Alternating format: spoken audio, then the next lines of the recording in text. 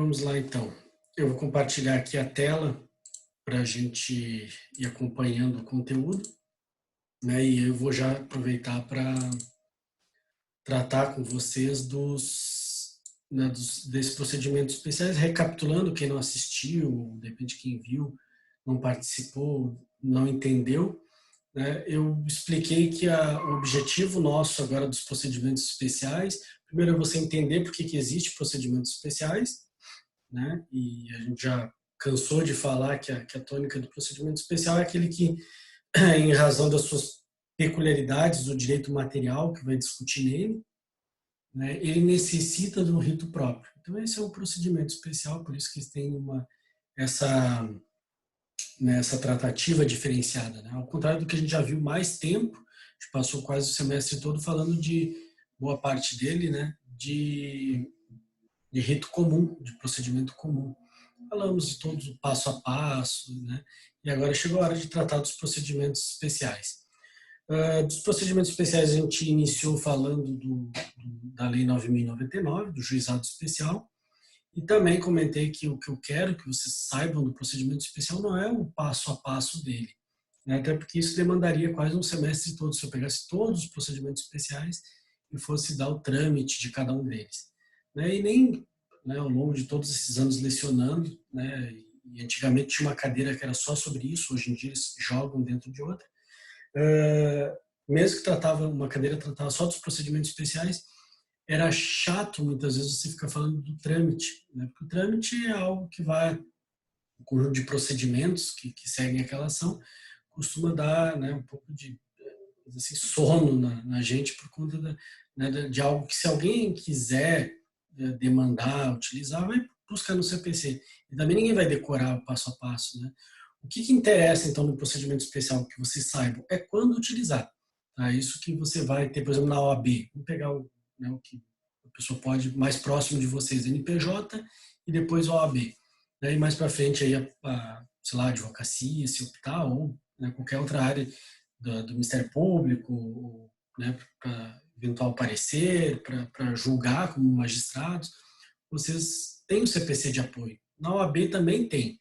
Então, na prova prática, o que interessa mais para você? Identificar como é que, e no NPJ, quando é que você utiliza esse procedimento.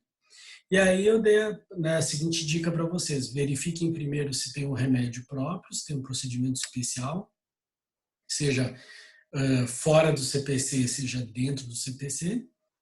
Né? Se não encontrar nada específico, né, como a gente já falou de alguns procedimentos, você vai ou para o juizado especial, né, porque aí também não tem nome de ação, aí você vai optar ou pelo juizado ou pelo rito comum. Por último, né, seria o rito comum. Então eu sempre começo pelos especiais para depois, até porque o juizado especial é, né, um procedimento especial. Você vai primeiro nesses aqui que a gente tratou, consignação de pagamento, exigir contas, inventário, vai falando dos procedimentos, vendo se é algum deles. Não encontrei. Juizado especial? Não sei. E aí o juizado especial, já recapitulando, ele tem cabimento, especialmente, né, quando a lide ela é, né, valor da causa abaixo de 40 salários mínimos, falando na esfera, né, estadual, na federal aumenta para 60, 40 salários mínimos no máximo e menor complexidade. Então, o que é essa menor complexidade? Falei para vocês anotarem ali, até na própria Lei 9.099, lá no teu código, anota, né? Isso significa não necessitar de perícia. Tá? Então, abaixo de 40 salários, não necessita de perícia, deve-se optar pelo juizado especial, que tem uma série de benefícios que nós já vimos. Tá?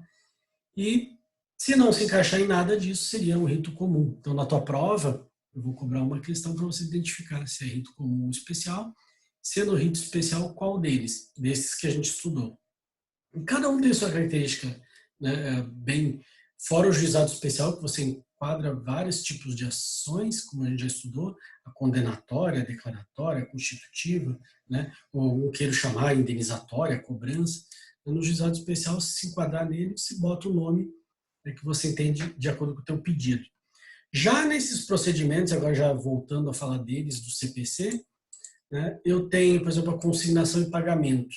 O que é a consignação e pagamento? O objetivo dela, então você vai deixar bem claro, O autor quer pagar, porque ele deve ao devedor, e o réu, que é o credor, não quer receber. Tá? E aí, claro que enquadra-se, a gente já falou, se tem no material, várias hipóteses que eu não vou ficar repetindo aqui, né, de dúvida para quem eu vou pagar, e etc. O que mais que nós falamos aqui de importante? Falamos do parágrafo 1º, que fala da consignação extrajudicial. Também é um caso, então, de utilizar, né, esse procedimento, que é até fora do judiciário, que é bem interessante. Certo? Então, o que precisa saber em relação a isso, né, dos próprios ações aqui que a gente vai ver, é quando utilizar. Né? E a petição inicial também já tratamos como é que eu tenho que fazer. Okay? A ação de exigir contas. Então, a ação de exigir contas é bem também específica, todas elas, eu não tenho como confundir. Tem até alunos que dizem, professor, mas é muito procedimento especial. Se você lê o CPC, especialmente o primeiro artigo que trata de cada capítulo, de cada ação, você vai entender para que serve. Então, você não vai ficar em dúvida de, estava muito difícil, não sabia se era exigir ou consignação, exigir contas ou consignação. Não tem como confundir isso. Tá? Não tem sequer fungibilidade entre elas, né? Porque é evidente, o juiz vai mandar emendar ou vai extinguir, porque não vai ter cabimento essa ação se você errar feio dessa forma. E geralmente o nome já diz, né? A ação de exigir contas é para aquele que, né, tem essa legitimidade para exigir a prestação de contas. Nós falamos aqui dos exemplos do condômino, do sócio, do herdeiro, né, do cônjuge. Né? Falei até para vocês do STJ, que definiu que pode ser pedido também nos casos de alimentos, que antigamente tinha decisões de tribunal, até o nosso aqui entendia que não cabia, né, exigir contas do cônjuge que recebe alimentos ou que está na guarda de criança, né, e recebe alimentos. Hoje em dia você pode, porque o STJ tem um precedente nesse sentido. Então, falamos disso aqui também, o objetivo dela é esse. Agora vamos falar de uma outra, né, que vocês vão lidar muito mais que exigir contas, talvez tanto quanto a consignação. A possessória, né, as ações possessórias. Aqui, até no material lá que eu passei para vocês, né, eu falo inclusive tem um longo material aqui, e que vocês estão acompanhando na tela, né, que diz o tipo de situação. Né? Então, aqui eu faço todo relembro vocês, né, que vocês já tiveram direito das coisas, se não me engano, vocês já tiveram, vão ter em seguida, conceito de posse, né, a posse direta, indireta, de boa-fé, justa, injusta, isso tudo aqui, a nova, a velha. Essas são situações que vocês vão ter em direito das coisas. O que me interessa aqui é mais saber quando utilizar. Então, vamos lá. O objetivo, ação cabível para reaver a posse de determinado bem que está sendo objeto de esbulho, turbação ou ameaça. Aqui você vai ver que possessória discute posse, o nome já diz. Né? Mas aí, dentre os possessórios, eu preciso saber qual que é a que eu tenho que utilizar. Eu tenho 3 tipos. Então, aqui a gente vem numa escala, né, de menos grave. A lesão à posse é só uma ameaça. A gente vai ver qual a ação que eu utilizo, que é o interdito proibitório. A turbação, tá, que nada mais é do que uma perturbação, como, né, dizem, um macete para decorar, da posse. Ou seja, primeiro era uma ameaça, menos grave. Né? Aí você pode lembrar dos casos, por exemplo, do movimento sem terra, sem teto. Muitas vezes as pessoas entram com um interdito proibitório, que é uma ação para caso de ameaça. Né? Então, aqui são 3 tipos de lesões à posse. A ameaça, né, não preciso nem dizer, é quando a pessoa está ameaçando adentrar na tua posse. Não chegou a ferir a posse, só está numa ameaça, numa probabilidade aí de adentrar, de invadir, de tomar ou perturbar essa posse. Então, nesse caso, uso o interdito proibitório. Então, nesse caso do sem teto, sem terra, geralmente a pessoa juíza quando ele vê eles invadindo os imóveis próximos, e aí você opta por essa, né, proteção. Ela é considerado interdito proibitório, que é para ameaça, né, é uma ação preventiva. Tá? Por isso que ela tem essa característica de prevenção. A turbação, portanto, e aqui tem no material de vocês, não precisa anotar, tá? Que depois eu boto certinho o que é cada um deles, ó. Ameaça para impedir a concretização da turbação e do esbulho, interdito proibitório, né? Turbação, a perturbação, quando o possuidor tiver o livre exercício da posse embaraçado por ato de terceiro, né? Como que funciona isso, né? Você é impedido de exercer a sua posse. E aí eu vou usar a ação de manutenção de posse. Vocês têm que ter essas três aqui que estão dentro do CPC. Sabe onde é que está isso? Está aqui, ó. Ele fala das ações possessórias. Tá? E depois ele diferencia manutenção e reintegração e mais para baixo interdito proibitório. São ações diferentes. Tá? E aí você tem que saber a diferença entre elas, porque isso é cobrado de vocês. Né? Até você pode falar depois, eu ouvi falar que tem fungibilidade, o professor colocou ali. Até tem, mas não é caso para você não estudar. Né? Se eu fizer qualquer um, tá bom. Né? Claro que não. Especialmente na prova da ordem, né? Em concurso, eles não vão ficar aceitando essa fungibilidade. Né? Uma desculpa para não estudar. Então, vamos lá. Perturbação. Qual é um exemplo de perturbação? Porque de ameaça eu já vi, os casos do movimento sem terra. Né? Tão próximos de invadir. Ou, de repente, você gravou, tem isso até documentado, os vizinhos comentaram que o fulano disse que invadiu o imóvel, que já que está abandonado ele ia invadir. Então, você pode utilizar o interdito proibitório. A perturbação, né, pela ordem, seria aqui de baixo para cima, é quando o livre exercício da posse é embaraçado. Por exemplo, qual é o exemplo dessa perturbação? Quando o infrator coloca um cadeado, por exemplo, no teu portão. Você tinha livre acesso ao teu imóvel, né, que eu estou falando de posse, né, afetada, ele vai lá e coloca um cadeado. E aí você não tem como adentrar, chega lá para adentrar, não consegue. Né? Essa é uma chamada turbação, e para isso eu utilizo a ação de manutenção de posse. Tá? E, por fim, o esbulho. O esbulho, né, é quando ele foi injustamente desapossado da coisa por terceiro. Aí sim, né, aí a pessoa adentrou, ele não está impedindo o livre, o ir e vir, por exemplo, que é no caso da turbação. Outro exemplo da turbação, já voltando ali, sei lá, ele constrói um muro, né, que impede a entrada. Né, existe muito comum também nos casos de servidão. Né, o cara vai lá e fecha a tua servidão de passagem. O imóvel está lá no cantinho que precisa daquela servidão para acessar o mar, ou para acessar uma rua, seja o que for. Ele vai lá e fecha. Não, tá aqui, tá dentro do meu terreno e tudo mais, mas sempre teve aquela servidão. Então você está sendo turbado, você está, né, pedindo o livre exercício da posse. Tá? Ele não foi e não adentrou no teu imóvel, não está lá, né, alojado lá com uma casa ou está ocupando o teu imóvel. Ele está simplesmente impedindo de exercer livremente a tua posse. Tá? Seja para entrar, sair ou os dois. Okay? Então, cadeado, muros, né, fechar uma servidão, tudo isso é exemplo de turbação. Até alguém, se puder colocar depois ali no chat para mim, se vocês já tiveram o direito das coisas, já estudaram? Acho que não, né? Se puder só me passar ali, até para eu saber se tem que mastigar mais ou não. Vamos ver aqui a resposta. Não tá, galera. Obrigado. Então, se não tiver ainda, né, mas é algo que vocês vão estudar a diferença, por exemplo, alguns de vocês podem ter estudado já, eventualmente, né, porque adiantaram a disciplina, né, e tudo mais. Mas então, vocês não tiveram.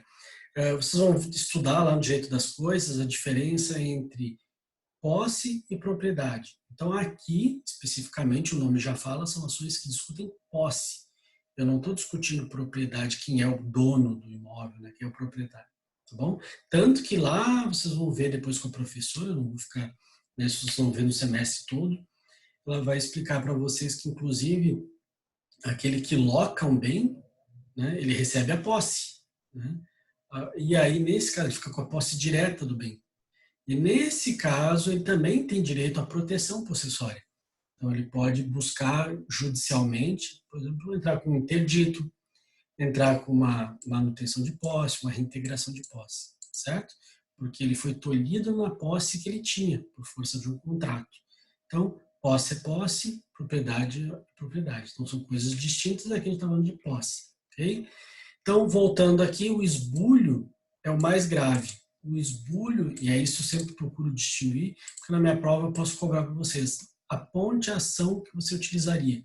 E aí, se você botar só ação possessória, está errado, né? Porque ninguém entra com, né, coloca lá o gênero que é ação possessória. Ninguém chega lá e entra com uma petição inicial dizendo, vem mover ação possessória. Não. Ele diz, pode até dizer possessória, mas de qual tipo? Então, nós vimos que tem 3 espécies, né? Interdito proibitório, ação de manutenção de posse, e quando o negócio é mais grave, que é o esbulho, né? Que ele é desapossado, alguém entra no imóvel, invadiu, é ação de reintegração de posse, que é a que mais vocês vão ver, né? Geralmente, quando se procura um advogado, geralmente já aconteceu a reintegração, ou seja, é necessária a reintegração. Por quê? Às vezes quando é ameaça, pô, eu não quero gastar com isso, né? Ou paga para ver e tudo mais, né? Essa da turbação, às vezes também, a pessoa deixa passar um tempo e tudo mais, não dá bola, né? Então costuma-se ter essa, né, quando ocorre o esbulho, nessa ordem, inicia com uma ameaça, depois vai a turbação e o esbulho. Ou de ameaça para esbulho, também pode acontecer, direto.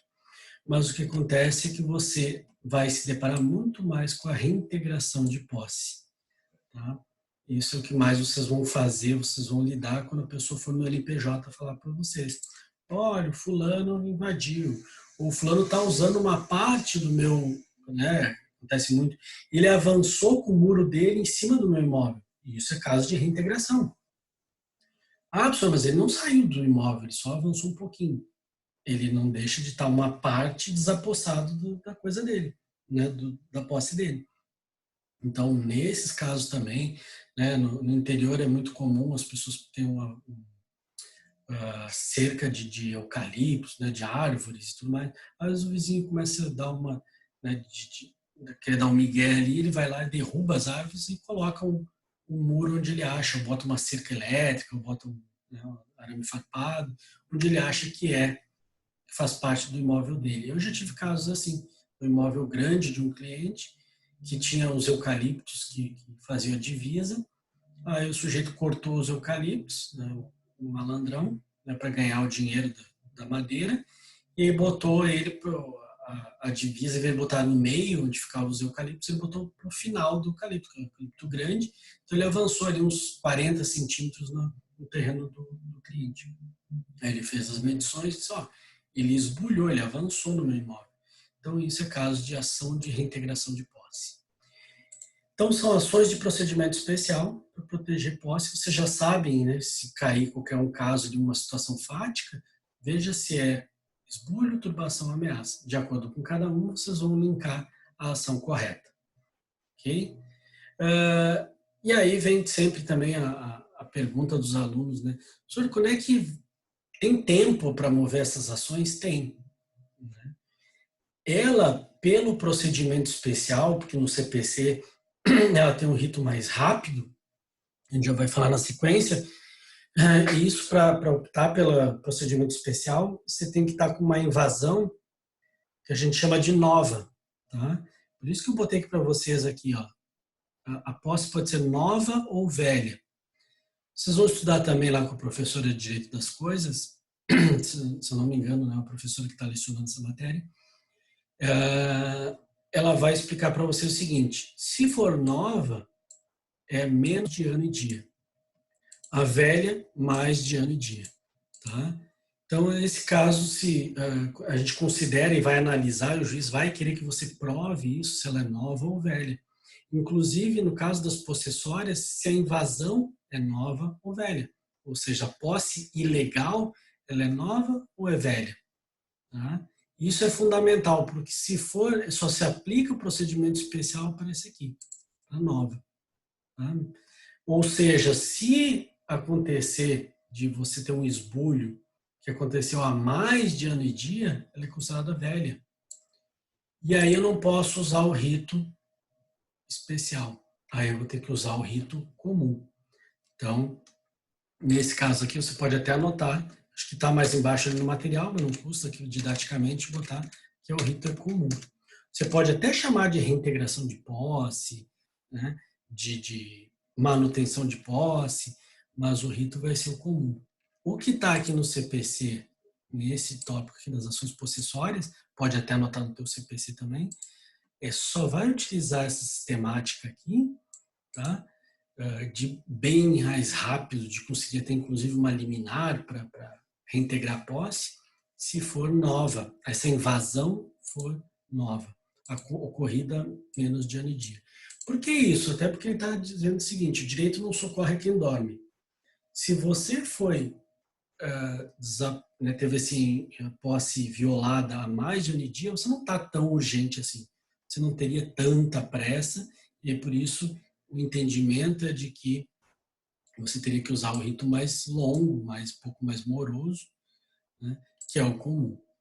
Se você for esperto, rápido e eficaz, você vai utilizar, vai fazer isso em menos de ano e dia, até porque você vai ficar indignado, e aí você vai usar, nesse caso aqui, o rito especial, que está previsto aqui, como a gente falou, no 554 e seguintes, certo?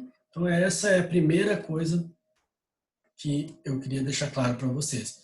Primeiro, diferença entre manutenção, reintegração e interdito. Já acho que suprimos essa parte. Né? Tempo, então se for mais de ano e dia, você vai usar, pode até usar o nome reintegração, manutenção e tudo mais, mas você vai explicar que vem pelo rito comum. Isso é uma pegadinha até que na OAB eles gostam de fazer, né? Eles colocarem ali. Posso também fazer isso na prova, você tem que ficar atento. Daí se colocar que fulano invadiu, nós estamos agora em 18 de junho de 2020, fulano invadiu o imóvel em 17 de março de 2018. Opa! Né? Posso mover uma ação de reintegração de posse? Sim, posso. Só que o rito, você vai ter que colocar lá na petição, se fosse na OAB, reintegração de posse, vírgula, pelo rito comum. Okay? Então, olha, presta atenção nisso, é uma dica importante. Tá? Isso é algo que você não pode esquecer. O que mais aqui que ele está falando que é fundamental? Você pode acumular pedidos, né, dentro da proteção possessória. Tá? Então, ele está deixando claro aqui que você tem essa possibilidade de pedir perdas e danos. Olha, veja, é uma ação de rito especial, que não serve, está me dizendo aqui, ela é tão especial que não é só proteção possessória. Né? Ela tem também, posso jogar dentro dela perdas e danos. Então, de repente, o cara foi lá e derrubou meu muro e colocou um outro. Pede para ele indenizar o valor do teu muro, porque o juiz vai mandar voltar para a tua medida correta e você pode pedir para custear as perdas e danos. Esse dano material, o muro, né, custear a reconstrução do muro. O que mais, professor? Dano moral, eventualmente, né, pode ser feito, dependendo da situação que você foi desapossado. Vai que ele adentrou lá, né, te expulsou a tiros, né, ameaçando tua família. Aí você pode botar um daninho moral junto. Né, isso é a primeira coisa. É normal uma audiência de justificação prévia nesse caso? Sim, isso você até vai comentar ali mais para frente, tá? Que é a possessória, a gente vai falar da liminar dela, e existe, né, o que a gente chama como se fosse uma tutela antecipada, né, deferir aquela possessória que ia dar lá no final antes. Só que algumas vezes surge dúvida no juiz. E aí o próprio CPC diz que em caso de dúvida ele deve marcar uma justificação, uma audiência de justificação prévia. Tá? Ela serve para isso. Lá na oitava fase, vocês vão estudar também que para todas essas medidas, tutelas provisórias, né, tutela antecipada, cautelar, quando o juiz tiver dúvida, ele também marca essa mesma audiência. Então, até eles copiaram o que já tinha nessas possessórias. O que eles falam? Poxa, eu tenho um direito. O juiz ficou em dúvida. Cabe a ele pedir, né, para que comprove esse direito. Tá? Então, perfeito, a gente já vai tratar disso. Então, aqui, perdas e danos eu posso acumular. Indenização dos frutos, né, que ele está dizendo que, de repente, você tinha lá na tua área rural, né, você tinha uma renda, né, daquilo que te dava uma renda de venda dos frutos e tudo mais, dos produtos que você cultivava.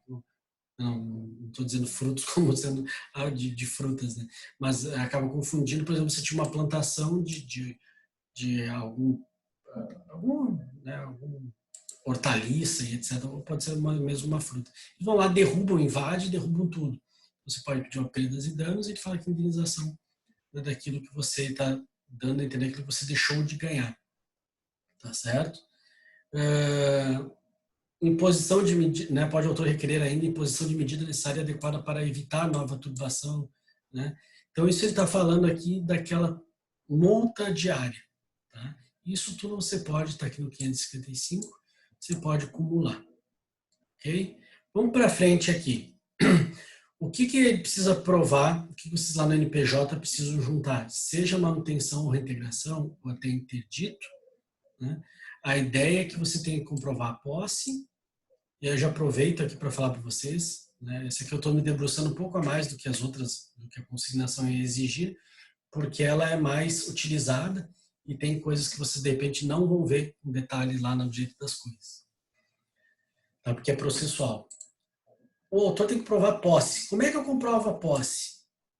Né? Eu comprovo a posse por meio de documentos, né? Essa é a forma que você comprova.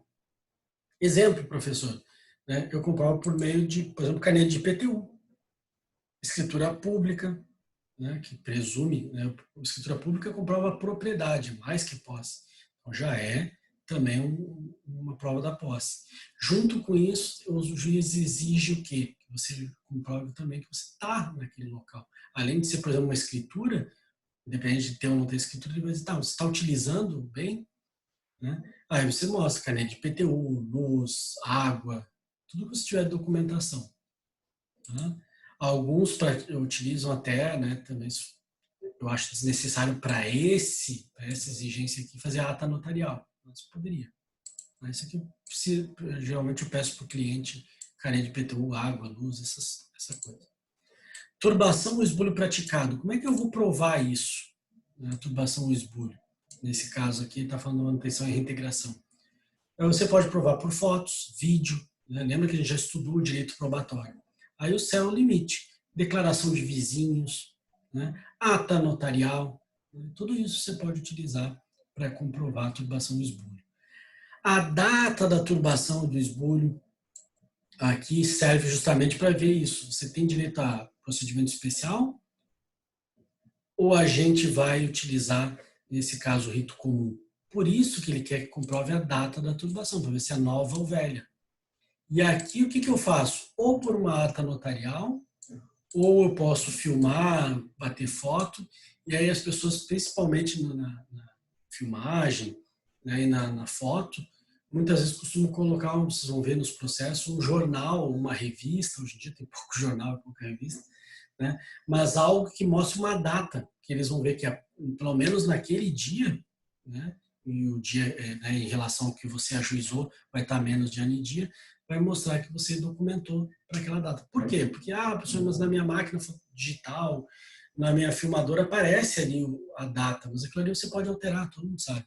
Você pode vai lá na configuração e muda. Então, para melhorar isso, você tem que, junto com a fotografia ou com o vídeo, mostrar algo que te dê para o magistrado uma ideia da data. Tá? Por isso que para turbação, esbulho, e já para prevendo a questão da data, às vezes a dificuldade, alguns optam pela ata notarial, que a gente já viu. Serve para isso, né? Vai o tabelião ou o escrevente, vão lá e narram. Né? Que no dia tal, esteve lá e estava a pessoa construindo um muro, né? Ou estava com uma barraca em cima do imóvel, botou um cadeado, trocou a fechadura. Tudo isso pode ser feito por ata notarial também. A continuação da posse, embora turbada, na ação de manutenção, ou a perda da posse na reintegração. Então, ele está dizendo aqui, só que tem que provar se é caso de turbação ou esbulho. Ok? Aqui que vem, né, no 562, algo que vocês podem anotar ali, já vai servir para a tua 8ª fase, você estudar as tutela antecipada, cautelar e as liminares, que eu costumo diferenciar. Vocês vão falar aqui desse 562. Diz aqui, estando a petição inicial devidamente instruída, o juiz definirá sem ouvir o réu, veja, sem ouvir o réu, inaudita altera parte, confiando em você e nos documentos, porque é um procedimento especial, a expedição do mandado liminar de manutenção ou reintegração, né? Caso contrário, determinará que o autor justifique previamente o alegado. Tá? Então, isso, Lúcio, aqui que a gente está falando, ele tinha comentado, da justificação prévia. Isso aqui é por meio de uma audiência, né? Geralmente, quando ele fala aqui do autor justifique previamente o alegado, né? Claro que ele pode anexar documentos, mas o mais comum é a designação de uma audiência chamada de justificação. Tá? Mas se tiver tudo certo, você convenceu o juiz, sem ouvir o réu, então veja que não tem nem contraditório. Né? Alguns dizem, poxa, professor, você não viola o princípio do contraditório. Não, está na lei. Né? Isso já passou pelo crivo do STF, disseram que não tem nada de ilegal, porque ele tem a posse e foi desapossado, por exemplo. Tá? Expede o mandado liminar. Isso é chamada liminar da manutenção ou da reintegração de posse. Tá? Isso é uma liminar. É isso que você pede sempre quando você entra com esses processos. Certo? Então, você tem que ter em mente o que você tem que provar e não esqueçam lá no NPJ de pedir essa liminar. Ela não é uma tutela antecipada, ela não é uma tutela cautelar, ela não é uma tutela de evidência. Ela é uma liminar, ela é própria dessas ações de manutenção ou reintegração de posse. Tá? Isso que é curioso, ela é tão especial, essa ação, que ela tem a própria tutela. Né? Ela não usa a antecipada, a cautelar. Eu costumo dizer que ela é tão, né, peculiar que ela tem a própria liminar dela. Okay? Então, isso para vocês entenderem. Vamos para a próxima. Ficou alguma dúvida? Tá lá no material, é bem mais extenso, vocês vão ver aqui, eu falo de cada um deles, da fungibilidade, né? Obviamente que o CPC fala, né, que ele pode deferir uma tutela, caso entenda por que ele aplica a fungibilidade, né, no 554, que diz aqui. Está aqui no 554, vamos até ler. Aqui, a propositura de uma ação possessória em vez de outra não obstará que o juiz conheça do pedido e autorize de proteção legal. Isso é a fungibilidade no 554. Tá? Mas, como eu falei, não é desculpa não estudar, você vai fazer a ação certa. Quando é que aplica, quando é que deve ser aplicada a fungibilidade? Quando, por exemplo, estava numa situação de ameaça, você ajuiza, mas até o juiz despachar, até de repente ser distribuído e despachar, a ameaça virou esbulho. Então, é essa situação que ele quer evitar e que o 554 está prevendo. Né? Não é desculpa para dizer, eu faço qualquer um, professor, eu vou chamar de possessória e deixa assim. Não. Então, você vai ter que escolher a correta.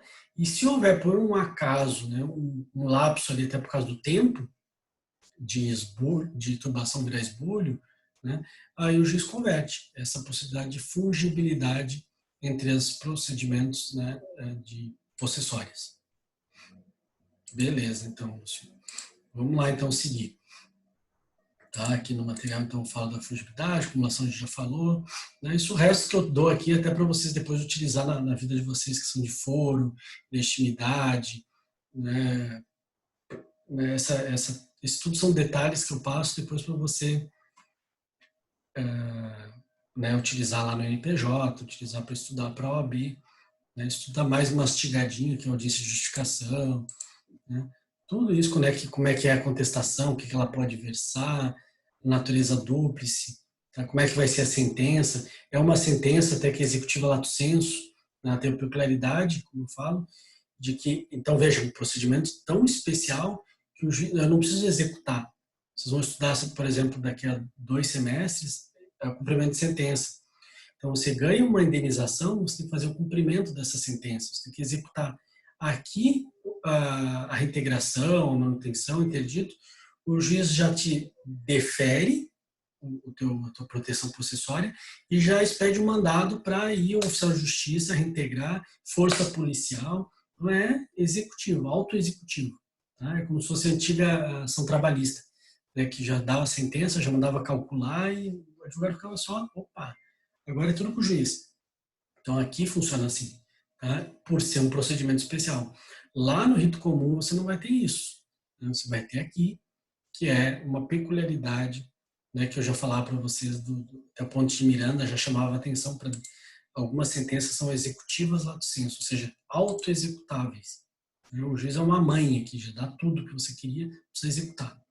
No máximo, você atravessa uma petiçãozinha dizendo, não deu certo, agora chama a polícia, tá? Mas está tudo, é tudo autoexecutável. Tá? Essa natureza dúplice eu chamo a atenção só porque alguns doutrinadores falam, isso não vai cair na prova, mas só para você ter uma ideia, chamada axio duplex. Né? As possessórias elas têm essa situação de que, ao mesmo tempo, se ele negar o direito do autor, ele está protegendo a posse do réu. Também, olha que interessante o procedimento, por ser um procedimento especial, ele tem essa previsão, né? Esse entendimento, inclusive, jurisprudencial. Ao negar o direito do autor de reintegrar, ele protege o réu. Então, ele dá uma, assim, é por isso que tem a natureza dúplice, né? Por isso que o 556, né, que eu chamo a atenção ali, o 556 fala expressamente aqui, né? É lista ao réu na contestação alegando que foi ofendido, só pode demandar a proteção possessória. Então, o que acontece? Basta eu contestar, o entendimento é esse, o 556 que transforma essa ação em dúplice, em axio duplex, que a partir do momento que ele nega o direito do autor, ele defere o do réu. Ou seja, o réu pode muito bem, outro dia até uma aluna me falou, senhor, eu tenho que mover alguma ação, meu pai ganhou, ele era réu de uma reintegração. Preciso fazer alguma coisa? Eu disse, não. Aquela sentença contra o autor dá a posse a ele. Então, se ele vier o autor incomodar, ele pode mostrar para a autoridade policial, ele pode proteger, né? Vocês vão estudar direito das coisas. A posse é curiosa, né?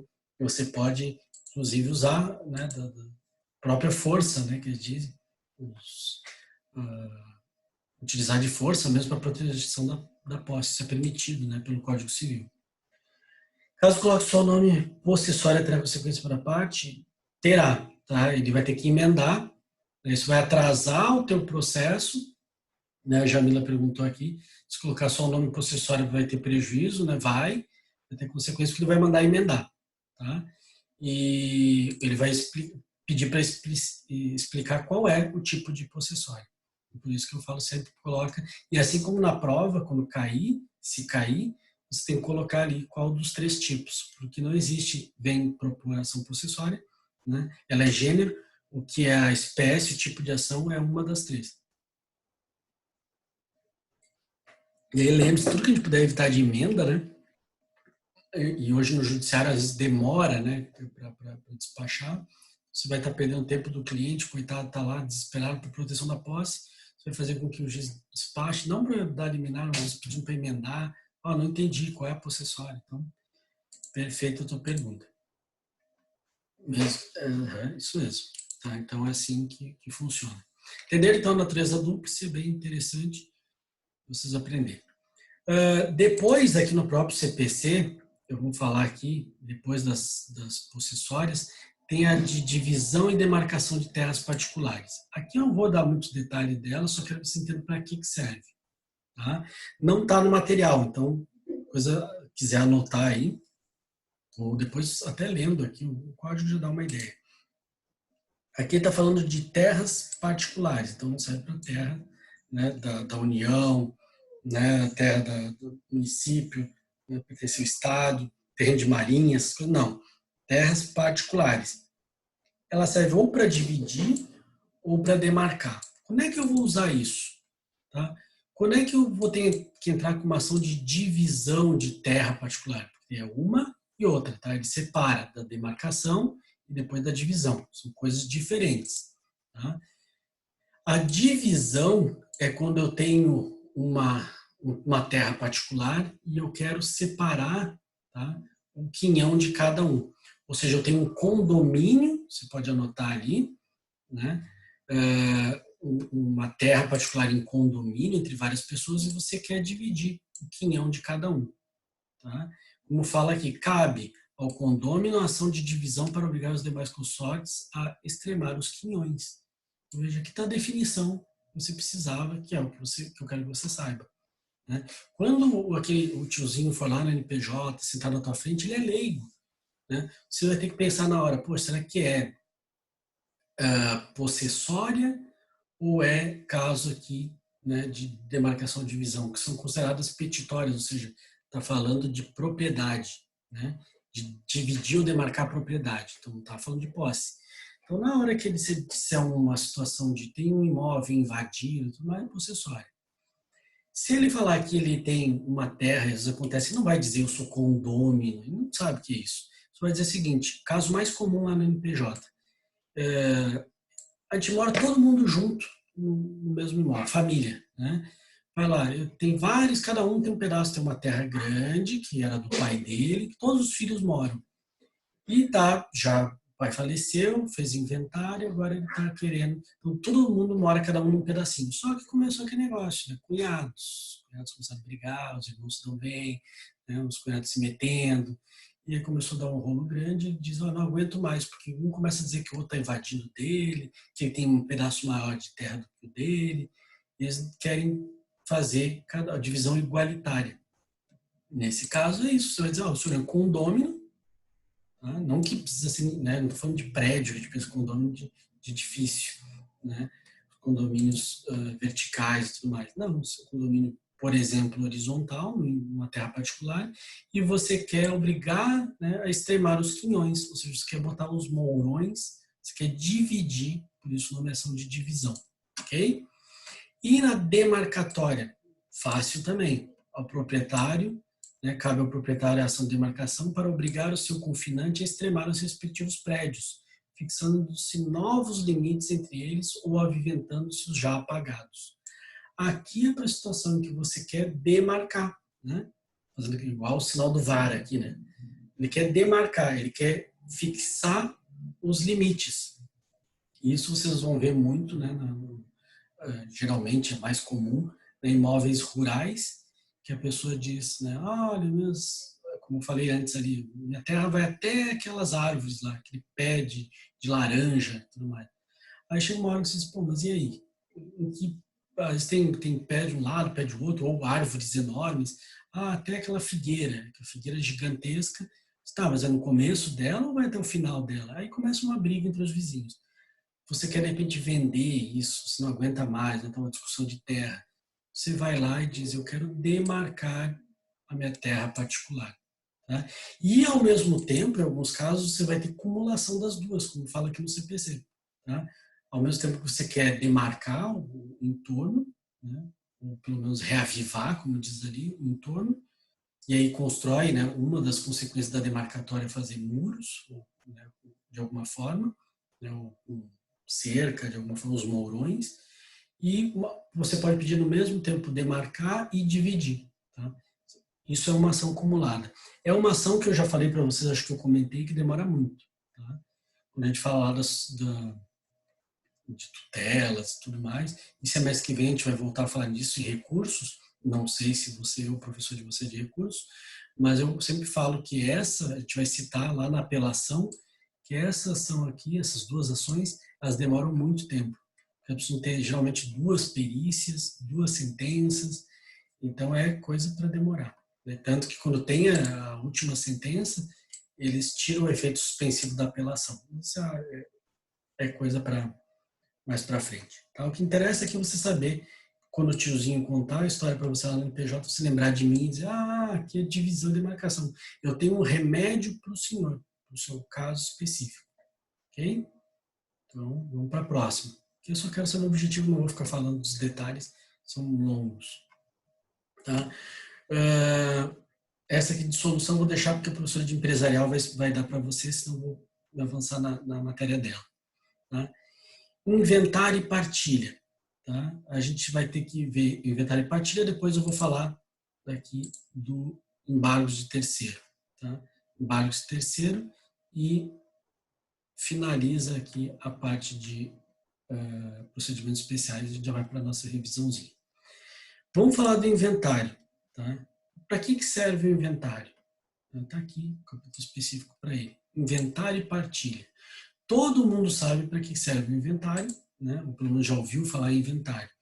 Qual é o objetivo? É inventariar, ou seja, levantar os bens de um falecido para a futura partilha entre os herdeiros. Por isso o nome, inventário e partilha.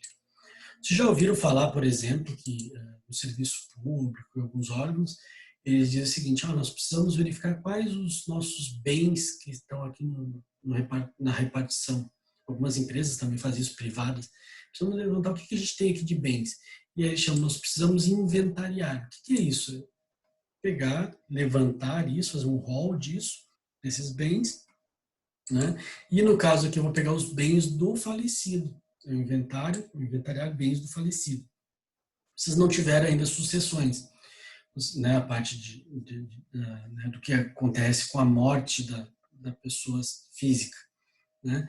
Mas vocês vão ver que o termo correto, né, no caso, no falecido, a gente não chama mais de decujus, né? Decujus no novo Código, o Código Civil de 2002 parou de usar o termo decujus para usar falecido. Ele diz que com a morte abre-se o espólio, forma-se o espólio, né? Os bens do falecido, como o falecido não existe mais, né? Os bens dele, eles têm uma personalidade, né, jurídica.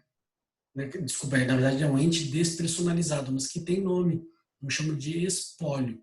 Então, faleceu, né? Os bens dele formam um espólio, certo? Assim como na falência, a falência, vocês já ouviram falar, é da pessoa jurídica. Né? Quando ela vira insolvente, ela quebra, entra, né? Abre-se, claro que isso é uma ação judicial, falência. A falência, os bens da empresa que faliu é chamado de massa falida. Aqui, os bens do falecido, espólio. E o que eu faço com esse espólio? Eu inventaria e partilho. Vou tentar, a ideia é essa, partilhar os bens. Deixa eu ver aqui se tem uma pergunta. Estou tendo agora, legal, legal, estou tendo sucessões. Então, vocês já ouviram falar desses termos, né? O espólio e tudo mais. O que a gente vai ter de interessante aqui no inventário da partilha? Né? Os 600, eu não vou ficar falando de quem tem legitimidade para requerer o inventário, esses detalhes também não cabem para a gente. Vai ser muito fácil de você identificar a utilização do inventário, né? É só falar que o falecimento do fulano, você vai ter que fazer. O que é mais interessante aqui no inventário? Primeira coisa, existe, né, a situação de eu fazer o inventário, não precisa ser judicial. Tá? Ele diz aqui, havendo testamento ou interessado incapaz, proceder-se ao inventário judicial. Por que ele está falando isso? Porque existe o inventário extrajudicial, que está no parágrafo 1º. Lembra?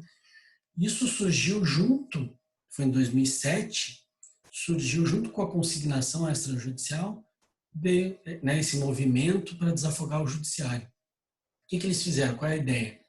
Né? Surgiu o divórcio também, você sabe que hoje em dia pode divorciar no cartório, né, no tabelionato.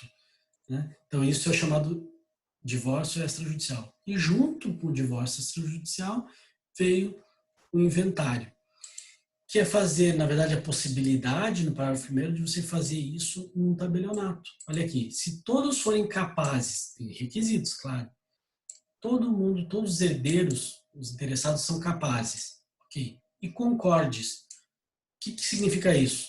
Todo mundo está de acordo, ou seja, não é consensual. O inventário e a partilha poderão ser feitos por escritura pública. Olha que joia.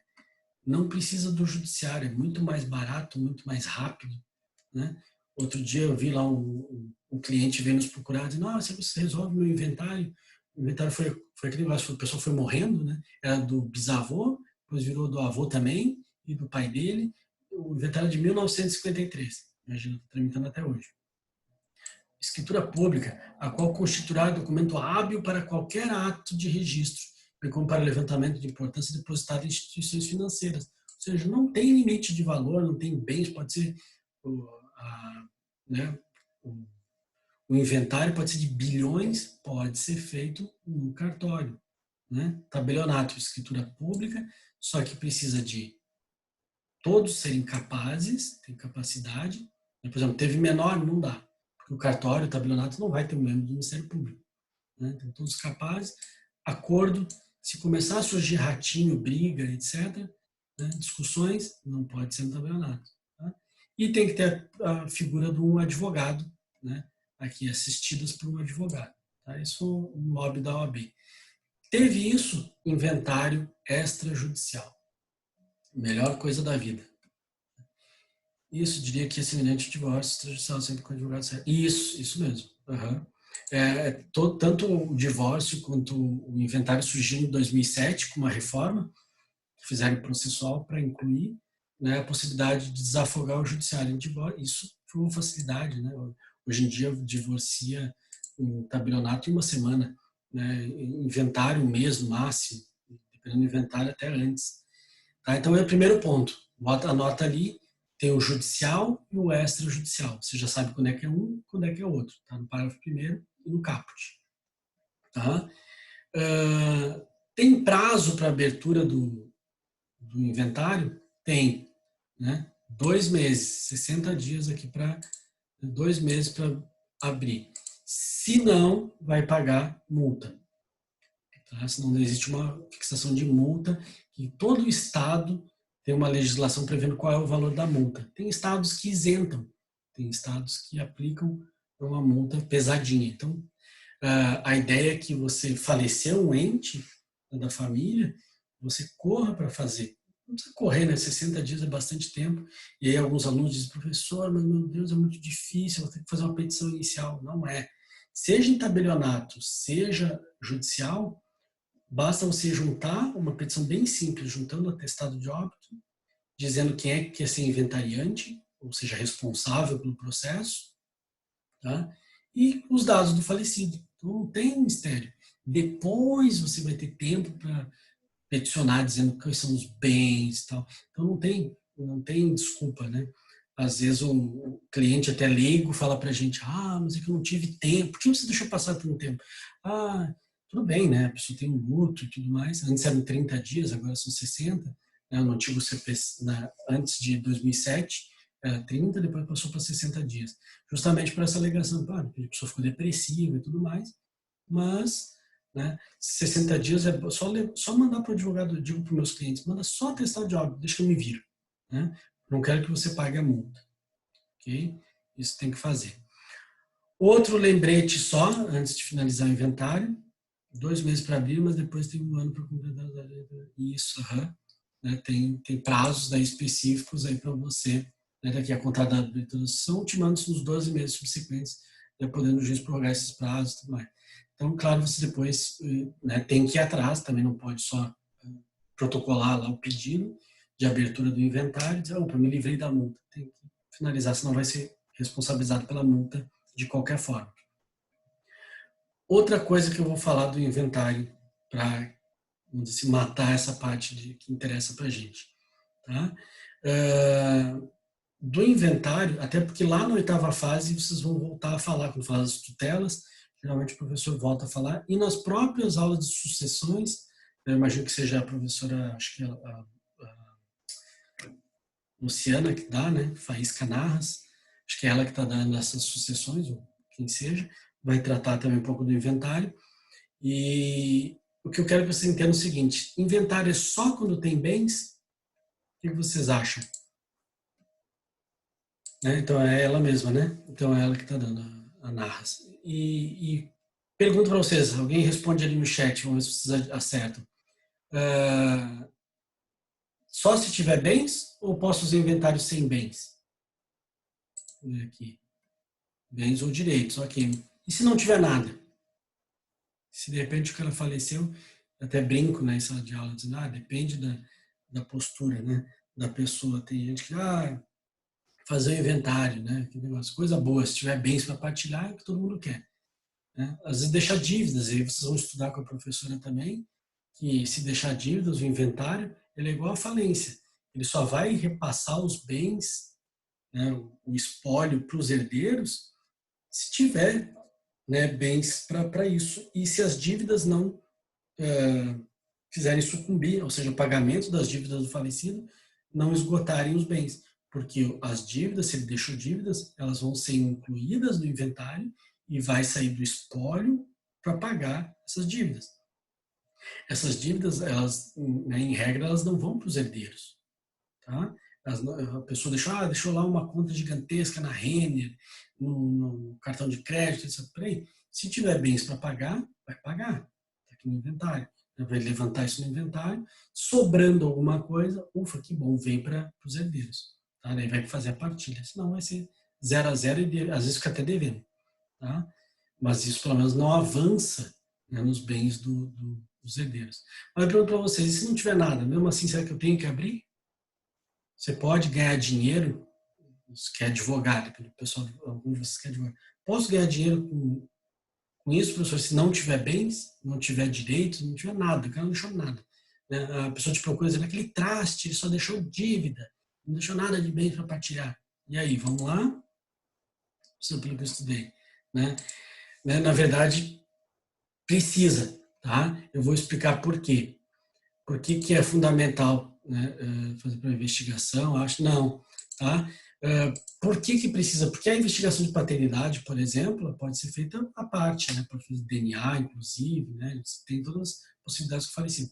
Não é o caso. Quando é que eu vou? Vocês vão anotar ali uma figura, anota ali que não está aqui no CPC, mas vai ser fundamental às vezes para você ganhar dinheiro também. Parecendo que, né, aqueles caras que falam no Instagram, né? Acesse meu Instagram, eu vou te ensinar como ganhar dinheiro.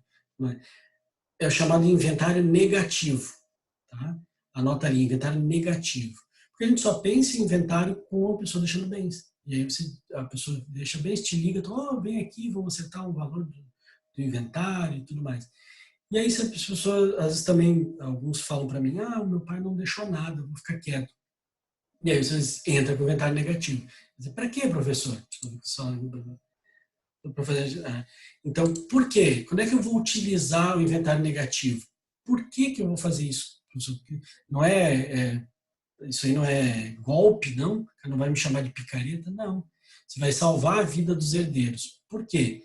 Porque o patrimônio dos herdeiros é diferente do patrimônio do falecido. Ok? Isso você já sabe.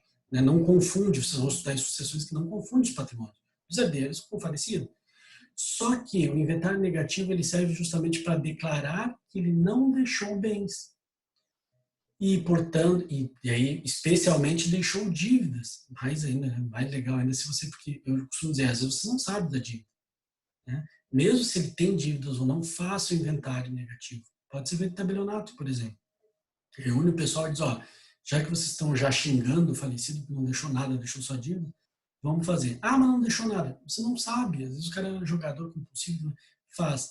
Qual é a ideia? Pode até anotar ali, né? Não confundir o patrimônio, as dívidas especialmente do falecido, né? Que elas não venham a ser dívidas dos herdeiros. Por quê? Porque se você não fez inventário, a pessoa que entrou com um processo contra o falecido, às vezes tem processos até em trâmite, trabalhista, cíveis e tudo mais, se ele depois juntar e atestar de algo, não deixou nada, e ele pode direcionar os herdeiros por conta da inexistência de inventário. Isso é muito comum no judiciário. Se você quiser, depois eu até passo uma decisão nesse sentido. Tem várias no tribunal. Está dizendo que caberia aos herdeiros, né, especialmente quando deixa dívidas, requerer a abertura de inventário, chamado inventário negativo. Por quê? Porque as pessoas podem pegar e linkar com os herdeiros. Olha, ele deixou várias dívidas, não se sabe onde é que estão tem o patrimônio dele, ele era um empresário e tudo mais, e agora nós vamos direcionar aos herdeiros. E aí caberá a você, como herdeiro, contratar advogado, teu cliente, né, contratar advogado. Eu faço a defesa de 2 que já tiveram as contas penhoradas, ficaram sabendo das dívidas do falecido, não tiveram as contas penhoradas. Foram ver, era de um processo que tinha correndo contra ele, o juiz direcionou porque disse, já que não tem inventário, muito provavelmente os bens foram herdados, vamos fazer a penhora. Então, você que vai ter que demonstrar que a aquisição dos teus bens, de repente o dinheiro que está na conta, um imóvel que você tem, você comprou antes, que não teve nada a ver com o falecido.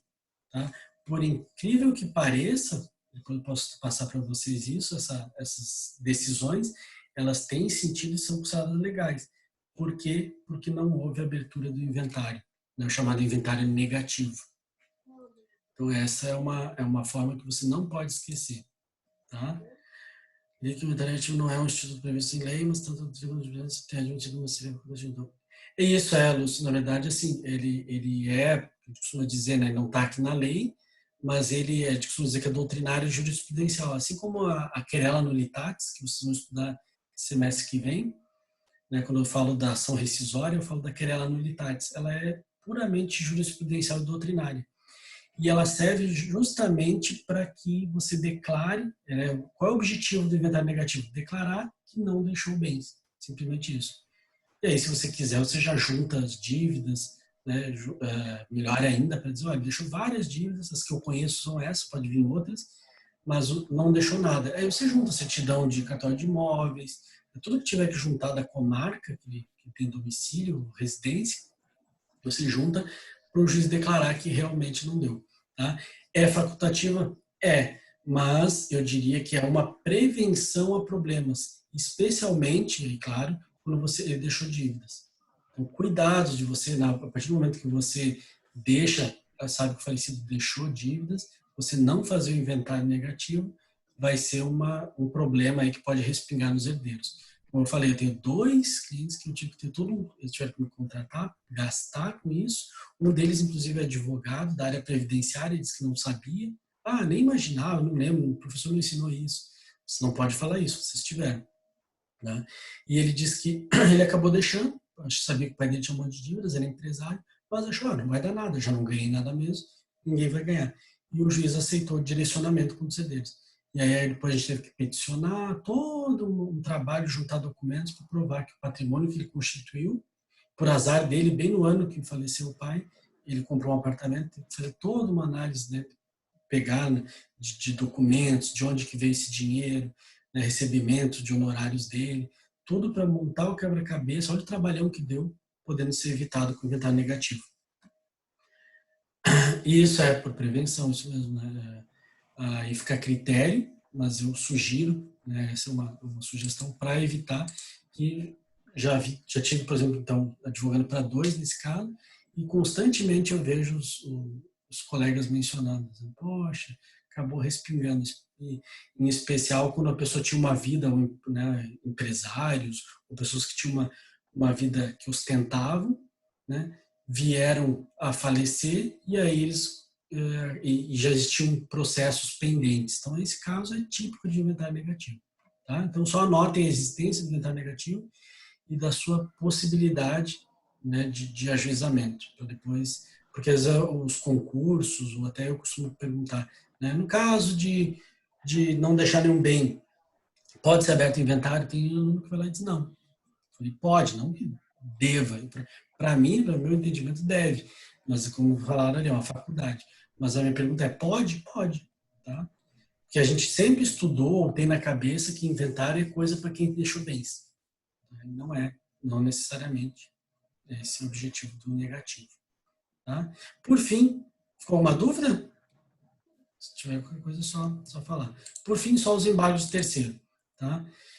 O embargo de terceiro, 674, mais aqui para baixo, pulo alguns, porque vocês vão ter depois outros, não vou ficar falando muito. Tá? O 674 está aqui. Embargo de terceiro. Quem, não sendo parte no processo, sofrer constrição ou ameaça de constrição sobre bens que possua ou sobre os quais tenha direito incompatível com o ato constritivo, poderá requerer seu desfazimento ou inibição por meio de embargos de terceiro. Vamos entender. Tá? O que é embargos? Sempre que falar em embargos, e alguns de vocês já ouviram falar de embargos de declaração, é um recurso que existe, embargos de divergência, embargos à execução, só embargos tem bastante, embargos de terceiro. O termo embargos, vocês devem ter ouvido falar muito em embargo de obra. O que é embargo? Geralmente é suspensão. A ideia é de parar, de suspender algo. E aqui é um terceiro, tá, pedindo a suspensão de um ato constritivo. Tá? Por isso o nome, para entender melhor, porque embargos de terceiro. Terceiro, aquele que não fazia parte do processo, vocês já estudaram nas intervenções de terceiro, sempre falar terceiro, aquele que não fazia parte do processo. Está ali bonitinho, parado na dele, não tinha nada a ver com o processo. Veio um processo que ele nem sabia que existia e fez uma constrição, ou ameaça de constrição. O que é isso? Anota ali. Uma penhora, um arresto, né? Qualquer ato que vá violar a sua posse. Tá? Então, ele fala aqui, constrição ou ameaça de constrição sobre bens que possua ou sobre quais tenha direito compatível com o ato constritivo. Ou seja, avançou num determinado bem dele.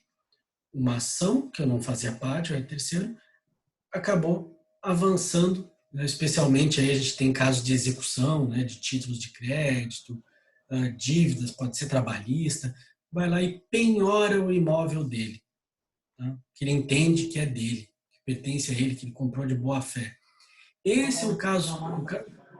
Alguém está com o microfone aberto. Deixa eu ver. Opa. Deixa eu ver se alguém... aqui o Lúcio acho que está com o microfone aberto. Deu. Então, o que acontece? Né? Esse embargo, esse terceiro, vai utilizar os embargos de terceiro para proteger o bem dele que um outro processo avançou, fez uma constrição.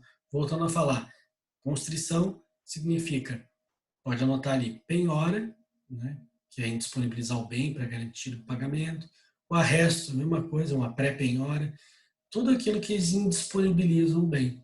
E o típico dos embargos terceiros é quando a pessoa está na dela, ok, lá, e vem um oficial de justiça, né, ou vem uma ordem, por exemplo, um renajude, esses atos de penhora online que a gente chama, quando avançam sobre o teu bem, mas especialmente o oficial de justiça vai lá e diz, amigão, você aqui está sendo, né, estou aqui penhorando esse imóvel, estou penhorando esse carro. Se você, peraí, mas eu comprei esse carro de boa fé. Não, mas a pessoa que te vendeu tinha uma dívida, né? Especialmente isso acontece quando não passa para o teu nome. E quantas vezes vocês vão ver, no caso de vender um veículo, e diz, passa para o teu nome, aí você fica enrolando, ou tem financiamento que você ficou de pagar no nome do outro. Esse é um caso típico para dar problema. Imóvel, a mesma coisa, né? Não passou para o teu nome. Vou deixar em nome do vendedor, porque não tenho dinheiro para o ITBI ainda. Né? Pior coisa que tem. O cara que te vendeu pode ter dívidas e vai lá, bom, penhora teu bem. Pode ser o carro, o imóvel, o que for. E para proteção da tua posse, do teu bem, você entra com embargos de terceiro. Está aqui, né, eu botei. Remédio processual de natureza desconstitutiva a ser utilizado por alguém, terceiro, que sem qualquer responsabilidade pelo cumprimento de uma obrigação e totalmente estranho ao processo, né, vir a ser afetado pela constrição judicial de um bem ou direito seu. Então, olha aqui, o objetivo nesse caso, né, é proteger a posse ou a propriedade. Então, você entra com embargos de terceiro. Você vai pegar junto com aquele processo que bloqueou o bem, você vai entrar com outro processo, ele vai ficar pensado. Você já ouviu falar na palavra pensamento.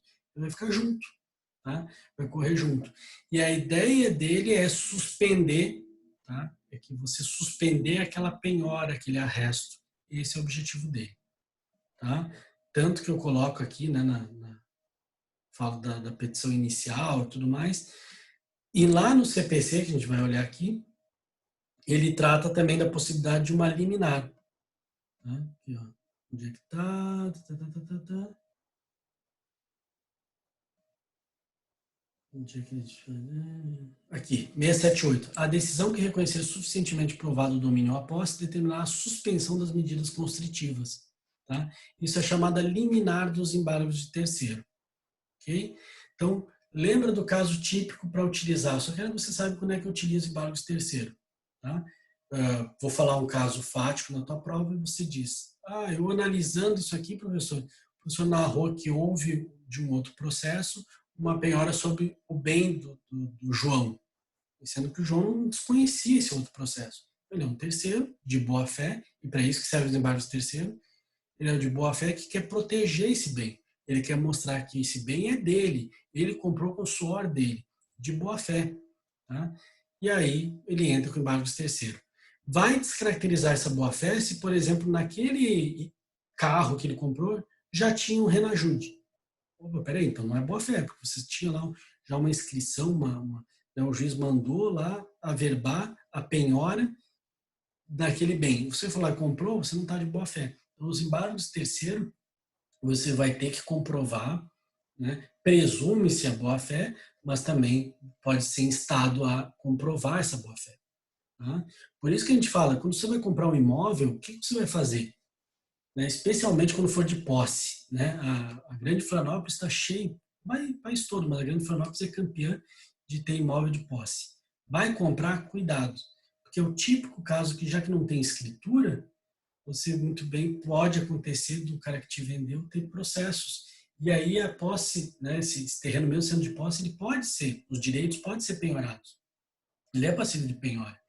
E quantas vezes eu já defendi gente que era isso. Tinha só um contrato de compra e venda, mas que bom que tinha, né?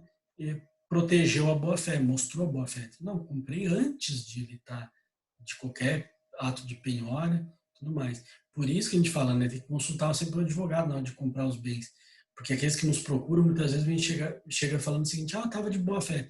Aí tu entra no SAGE, tá lá cheio de processo contra o sujeito, vai lá na escritura do imóvel, tem uma penhora, né? Tá, poxa, aí você caiu, né? Você não pode, a gente não pode alegar o desconhecimento da lei, você não estava de boa fé, já estava, né, mostrando que tinha dívidas e aquele imóvel era garantia, tá? Então aí não vai ganhar um embargo de terceiro. Nem citado esse terceiro que embarga ele é. Não entendi, Márcio, depois me explica. Nem citado esse terceiro que embarga ele é.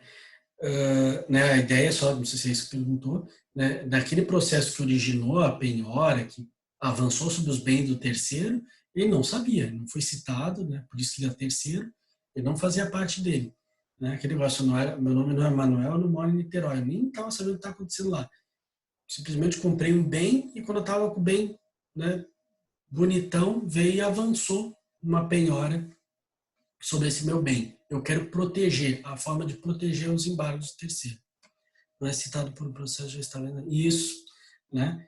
Isso mesmo. Na verdade, a ideia é essa. É um processo que não fazia parte, não foi citado, não era litisconsorte, não, de forma nenhuma. Não era assistente, não era denunciado da lide, não era chamado ao processo. Por isso que ele chama de terceiro, embargo de um terceiro. Tá? Então, o típico caso da figura que comprou um bem e pum, chegou ao oficial de justiça, você já sabe, eu estou de boa fé, embargo de terceiro. Só tem que cuidar na prática, já adianto para vocês, tem muita gente que comete fraude. Né? Principalmente o devedor contumaz, às vezes ele pega e forja contratos, quando ele vê que vai perder um bem, ele pega um amigo dele, um amigão, né? Mas até um parente que fica mais descarado ainda, vai lá e formula um contrato com data retroativa. Tá? Mas isso, né, ainda bem que hoje em dia a gente tem meios de perícia e tudo para saber quando é que ele foi feito, né? Falsidade. Né? Então, se você tiver de boa fé para comprovar, se você estiver adquirindo um bem, a gente toma todas as precauções de ver se o bem está livre desembaraçado, se não, a pessoa não tem dívidas, né? Fazer um contrato bem feito, reconhecer firma, botar testemunhas, isso tudo serve para mostrar uma boa fé. Eu até falo para alguém que procura, posso comprar um terreno de posse? Pode. Né? Não é a melhor coisa do mundo, melhor que tivesse escritura. Mas se for comprar, tem que ter uma série de cuidados para depois, se der problema, você utilizar o embargo do terceiro. Tá? Porque fazer no escuro, né, sem olhar a matrícula, sem olhar as características do bem, não ir atrás disso, né, aquele negócio que é economizar no advogado, né, aí depois acaba, às vezes uma simples consulta, né, gostaria, não quer, acaba depois tendo que perder esse bem. Né, porque se o juiz desconfiar que tem má fé, ele julga improcedente os embargos do terceiro. Tá certo, senhores? Acho que era isso que tinha que falar desses procedimentos especiais. Tá? Para a nossa prova, então, já pontuando, vai ter uma questão, então, para vocês encaixarem qual é o procedimento especial que é cabível. Tá? Então, isso vocês já vão ter que olhar esse que nós estudamos hoje e os da aula anterior e apontar ali, é caso de juizado, é caso do embargo terceiro, inventário, é bem fácil isso, né? Não tem grandes dificuldades, eu imagino, porque vocês já viram para que serve cada um. Então, né, basta ler também o próprio CPC que vocês já vão identificar. Se não tiver no CPC, vai estar no material, né, e vocês vão poder ter esse esclarecimento.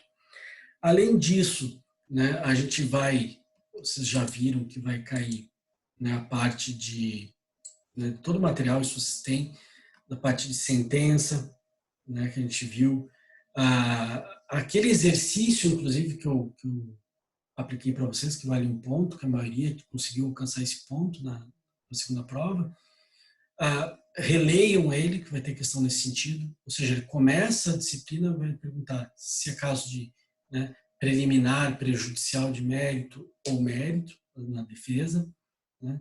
Depois, isso tem um link com a decisão ser terminativa ou definitiva. Então, isso vocês já sabem, já fizeram exercício, dêem uma revisada naquele exercício. Duas questões muito parecidas com aquelas, né? Na parte de sentença, então, terminativa, definitiva, né? Vejam direitinho o link com 485, 487. Peraí que tem perguntas aqui. Fios da aula anteriores, o senhor tinha comentado no mandato, mas não falou, pelo que eu lembro. Isso é. Isso é só o 9.099. Uhum. Tá? Então, dos procedimentos especiais, é a 9.099, depois consignação e pagamento, e vai naquela ordem ali que eu falei hoje, né? Ação de exigir contas, possessórias, diferenciando cada uma delas, inventário e ação de divisão de marcação de terras, né? E essa agora aqui. Tá? Então é só isso que precisa saber. Cada uma tem as suas particularidades. Não vou perguntar como é que faz a petição inicial, papapá. Só quero que vocês entendam quando é que eu utilizo uma ou outra. Né? Isso já vai mostrar domínio de vocês até quando for no NPJ, dizer, professor, já sei qual o remédio que eu vou usar. Porque se você usar um rito comum com um tio especial, você vai estar, né? É o que eu brinquei com vocês já antes, eu vou estar usando paracetamol para o cara que precisa de um quimioterápico, né? Não vai dar nada, vai perder, vai sucumbir. Tá? Então, se tiver remédio específico, utilize. Tá? Lembrar aqui, né, do que a gente falou, dos elementos da sentença, relatório, fundamentação e dispositivo. Em relação aos vícios da decisão, diferenciar o citra petita, ultra petita e extra petita. Né? Lembra que o citra petita, né, ele deixa de examinar algo, né, ou chamado infra petita. Né? Bota até exemplos aqui no material, então você não tem acesso, né, a isso tudo. Não adianta até aquele negócio, eu quero que pesquise só no CPC. Vocês vão acabar dando uma olhadinha, até porque o objetivo, né, vocês vão dar uma olhadinha no material, até porque o objetivo é que vocês aprendam. Então, não tem por que ficar proibindo, né, não tem como fiscalizar a utilização só do CPC. Então, lembre-se, citra petita ele deixa de analisar, ultra petita ele vai além do que foi pedido, né, ultrapassa o pedido. Né? Dei exemplo ali também para vocês como é que acontece. Pediu 50 mil, ele deu 100. Né? Tinha pedido, o pedido está dando moral, por exemplo. Né? Só que ele pediu 50, e aí isso é o limite dele, e o juiz deu mais. Então ele ultrapassou. Extra petita é fora dos pedidos, ele inventou. Né? E até faz uma brincadeira que ele inventa extra, jornal. Né? Então ele extrapola, né, o que nem foi pedido. Então, bota o exemplo também. Lembre-se desses 3 casos aqui para você identificar quando é que é um, quando é que é outro. Tá? Que mais aqui que interessa? E aí pula para coisa julgada. Tá? Coisa julgada, fundamental você saber, mais do que a definição, que é simples, não tem que falar muito sobre a definição, é você diferenciar a formal da material. Está aqui, né, que eu estou sublinhando para vocês. Isso aqui você precisa saber. É fundamental. O aluno que não souber isso, né? E aí eu peço encarecidamente para vocês analisarem aquele questionário lá que vale um ponto, que eu fiquei assustado que muito aluno ainda não sabia quando era sentença definitiva, né, ou terminativa, né, com ou sem julgamento do mérito. Isso é fundamental para coisa julgada, formal e material. Tá? Não pode, e também alguns confundiam ali de que é prejudicial de mérito. Tá? Pô, não pode, você tem consulta, você tem o CPC para dar o suporte para vocês. Tá? Então, a mesma coisa aqui, o que é coisa julgada material? Né? Quando aquela decisão analisou o direito material, ou seja, né, quando ela está baseada no 487, julgou o mérito, lembra?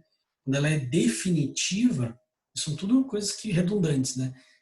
Julgou o mérito, 487, ela é definitiva, né? Isso vai formar uma coisa julgada material. É essa que a Constituição protege. Não erre isso. Tá? E no caso daquelas situações do 485, as terminativas, aquela decisão se transitar em julgado é só coisa julgada formal. Tá? Pelo amor de Deus, não errem isso, que isso é básico. Né? Anota, se for o caso, no CPC no 485, bota lá coisa julgada formal, no 487, coisa julgada material. E é a material que importa. Tá? É a material que é... Por quê? Porque a formal, já verificamos, se tiver só formal, 485 você pode entrar com ação de novo. E já na coisa julgada material, não. Né? É imutável, em princípio, embora a gente tenha visto que a rescisória, né, não vou cobrar a rescisória de vocês, tá? Mas nós estudamos que a ação rescisória serve para desconstituir uma coisa julgada material, ok? Então, só você vai ver a diferença entre coisa julgada formal e material, isso você não pode deixar de estudar, entender, tá? Os limites subjetivos e objetivos da coisa julgada, isso pode cair. Lembrar que os limites subjetivos, na verdade, são os sujeitos afetados pela coisa julgada. Né? E os objetivos, na verdade, são as questões jurídicas, né, comprometidas pelas partes que vão ser afetadas. Ou seja, aquilo que não foi debatido no processo não vai, obviamente, né, não vai estar naquele círculo da coisa julgada. Né? Não vai ter o que a gente chama de limite, né, o limite objetivo não alcança ele. Vou dar um exemplo clássico para vocês, né, do limite objetivo. Eu pedi só dano material, transitou em julgado. Eu posso entrar com uma outra ação pedindo dano moral? Posso, porque eu pedi material e transitou em julgado. Coisa julgada material. Mas e o dano moral? O dano moral não está dentro dos limites objetivos daquela coisa julgada, porque essa questão jurídica não foi debatida no processo que transitou em julgado. Tá? Então, esse é um exemplo que vocês podem levar no limite objetivo. E os subjetivos são os sujeitos, né, as partes. Daí, o próprio 506 fala que a sentença foi as coisas julgadas, partes entre as quais é dada, não prejudicando terceiros. Ou seja, o terceiro não participou, não pode ser prejudicado pela coisa julgada. Então, esses são os limites subjetivos. Senhores, é isso, tá? É isso que vai cair, vai ser uma prova bem fácil, né? Mais fácil que a primeira. E eu estou à disposição aí até semana que vem para dirimir qualquer dúvida. Né? Entre em contato, né? Que a ideia aqui é auxiliar vocês para que saiam sem dúvidas. Alguém tem algum questionamento?